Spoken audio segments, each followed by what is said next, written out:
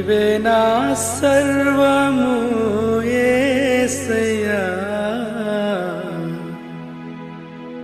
నీవే నా ప్రాణము యేసయ్యా. నీ సేవలోనే నా తుది శ్వాసను విడవాలని యేసయ్యా, నీకై బ్రతకాలని ఆశయ్యా. నీ సేవలోనే నా తుది శ్వాసను విడవాలని యేసయ్యా, నీకై బ్రతకాలని ఆశయ్యా.